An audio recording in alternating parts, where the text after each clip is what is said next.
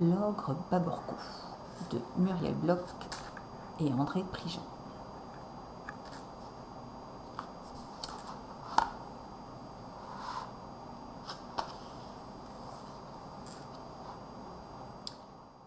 Il y a longtemps, en Sardaigne, un ogre vivait dans les parages d'un petit village. Il s'appelait Baborkou. C'était un ogre énorme et il dévorait tout sur son passage. Les parents tremblaient de peur pour leurs enfants. Un jour, de belle humeur, l'ogre dit aux gens du village : « Si vous m'apportez chaque jour un bon repas, de quoi remplir mon estomac, je ne toucherai plus à vos petits. Promis. »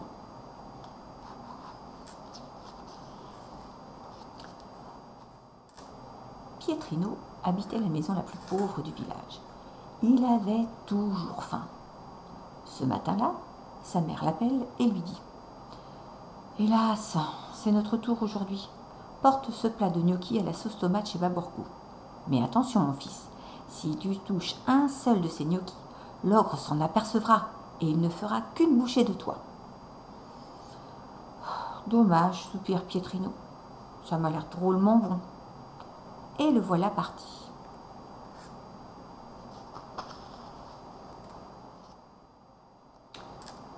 Marche que je te marche.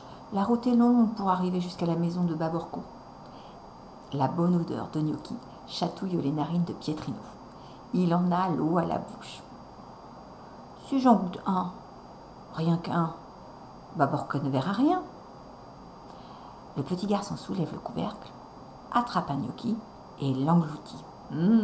C'est bon. Il regarde de nouveau l'assiette. Tiens, un autre gnocchi dépasse du couvercle. Et un autre encore. Miam. Pietrino les mange.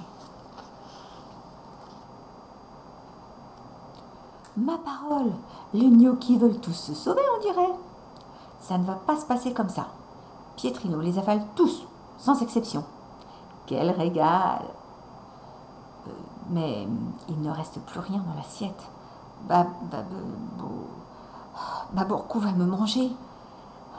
Marche que je te marche. La route est encore bien longue.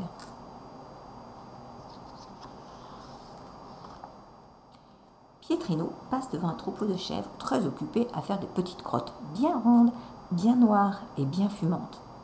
Chic! Des gnocchis de chèvres, s'écrie l'enfant tout content. Il en ramasse plein et remplit son assiette.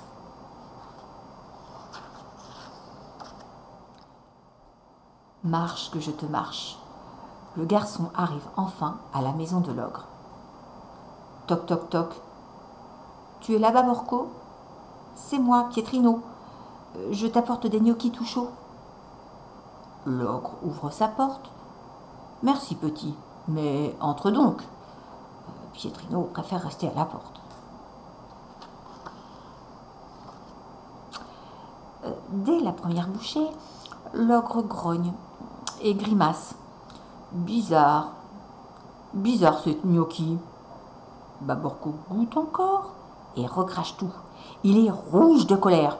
Mais c'est du caca que je mange là. Aussitôt, Pietrino s'enfuit à toutes jambes en direction du village. L'ogre lui crie : « Cours, Pietrino, cours autant que tu voudras. Cette nuit, tu ne m'échapperas pas. »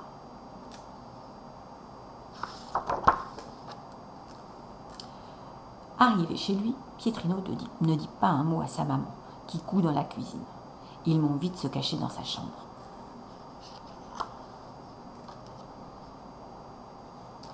La nuit venue, Baborkou est là, au pied de l'escalier. L'ogre grogne et grommelle. « Pietrino, c'est moi, Baborkou. Je suis sur la première marche. J'arrive en haut. J'ai grand faim. Cache-toi, petit malin. » L'enfant se cache sous son drap. « Pietrinello, c'est moi, Baborkou. Je suis sur la deuxième marche. J'arrive en haut. Je ne suis plus loin. Cache-toi dans un coin. » L'enfant se cache sous son matelas. «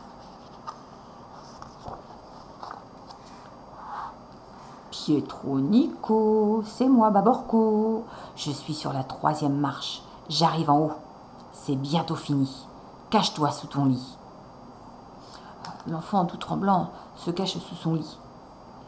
Pietretto, c'est moi Baborco. Je suis sur la 4e marche. J'arrive en haut. Je vais apparaître. Cache-toi sous la fenêtre. L'enfant claque des dents et se cache sous la fenêtre. Pietro, c'est moi Baborco. Je suis en haut. Et pour que je t'emporte, cache-toi derrière la porte. L'enfant obéit.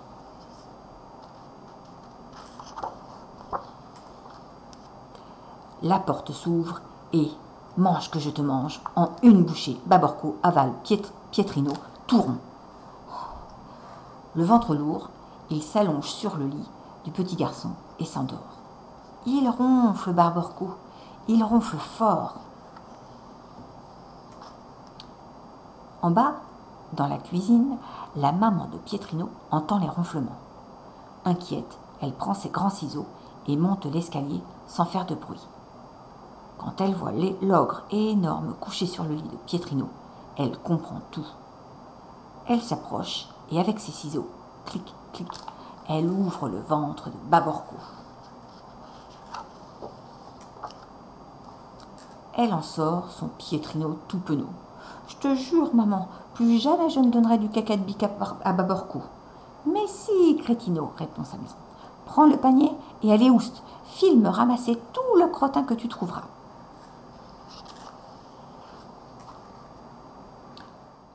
Une heure plus tard, Pietrino est de retour avec un panier plein de crottes de bique. Il le vide dans le ventre ouvert de Baborco. Vite, sa maman recoue le ventre de l'ogre, mais Baborco continue de ronfler épouvantablement. Chut, tous les deux quittent la chambre sur la pointe des pieds.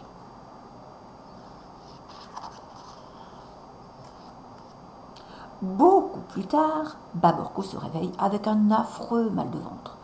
Il se lève, mais il peut à peine marcher. Badaboum patatra, l'ogre dégringole l'escalier jusqu'en bas. Basta cosy, Baborco est mort, bon débarras.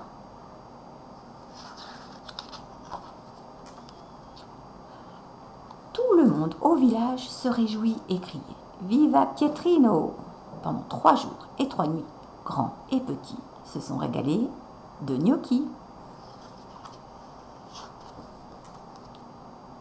Et le conte est bien fini.